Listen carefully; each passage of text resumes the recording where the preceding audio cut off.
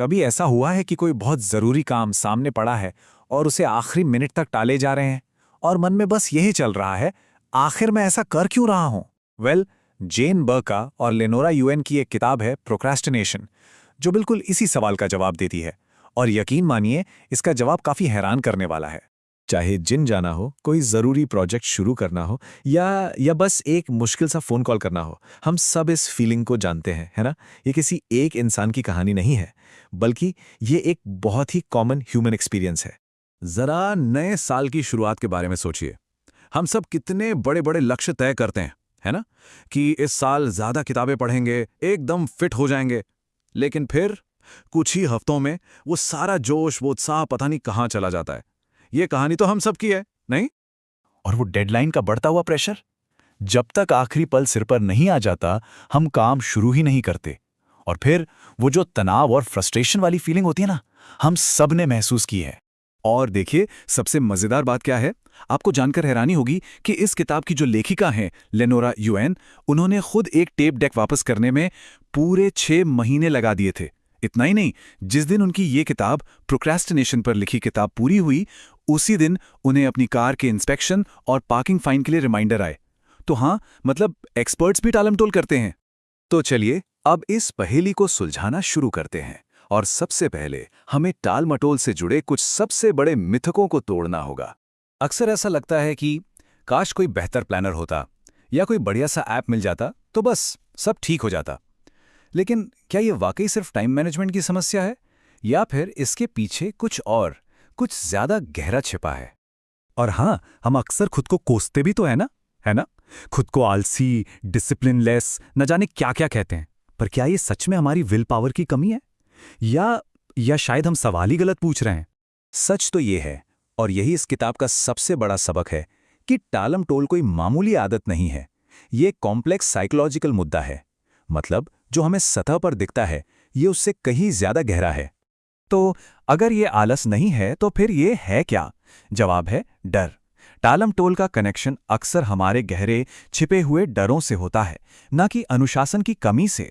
सुनने में थोड़ा अजीब लग सकता है, लेकिन ये दोनों ही डर हमें काम करने से रोक सकते हैं। एक तरफ डर होता है कि अगर फेल हो गए तो लोग क्या कहेंगे, और दूसरी तरफ डर होता है कि अगर सफल हो गए तो उम्मीदें कितनी बढ़ जाएंगी। ये दोनों ही हालात हमें एक तरह से पैरालाइज कर सकते हैं। अब आते हैं एक और बड़े कारण पर, जिसे हम अक्सर नजरअंदाज कर देते हैं, परफेक्शनिज्म। हर काम को बिल्कुल परफेक्ट करने की ये जो चाहत है, ये आखिर कैसे हमें कुछ भी करने से रोक सकती है? चलिए देखते हैं। किताब में डेविड का एक उदाहरण है। वो एक शानदार वकील बनना चाहता था, लेकिन उस पर परफेक्ट होने का दबाव इतना ज्यादा था कि अगर उसे जरा भी लगता कि वो किसी काम को एकदम परफेक्ट तरीके से नहीं कर सकता, तो वो उसे शुरू ही नहीं करता था। ये डर उसे जैसे पंगु बना देता था, और वो इसे छुपाने के लिए बहाना बनाता था कि उसके पास वक्त की कमी है।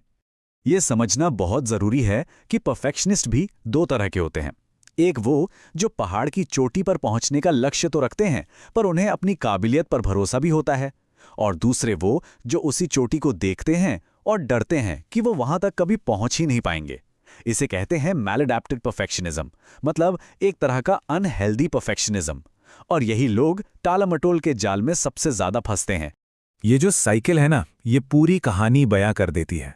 सब कुछ शुरू होता है नामुमकिन से स्टैंडर्ड सेट करने से, फिर उन्हें पूरा ना कर पाने का डर हावी हो जाता है।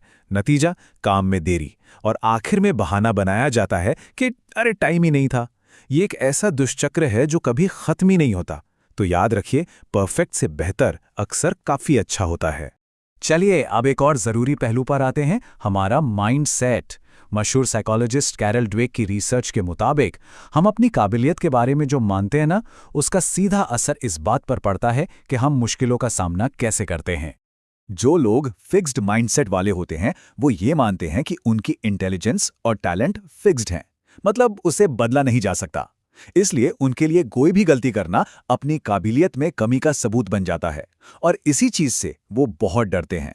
तो मतलब सीधा सा है, कमजोर या नासमझ समझे जाने का डर इतना पावरफुल हो सकता है कि ये हमें कोई भी ऐसा काम करने से रोक देता है जिसमें फेल होने का जरा सा भी खतरा हो। तो इस सारी जानकारी का अब किया क्या जाए? चलिए अब टाल मटोल को देखने का एक बिल्कुल नया नजरिया अपनाते हैं। एक ऐसा तरीका जो हमें खुद को दोष देने के बजाय खुद को समझने में मदद करे। तालम टोल को अपने कैरेक्टर की कमी के तौर पर देखने के बजाय इसे एक अलार्म सिस्टम की तरह सोचिए। ये एक सिग्नल है कि हमारा दिमाग किसी गहरे डर से खुद को बचाने की कोशिश कर रहा है। ये सेल्फ क्रिटिसिज्म से सेल्फ कंपैशन की तरफ एक बहुत बड़ा कदम है।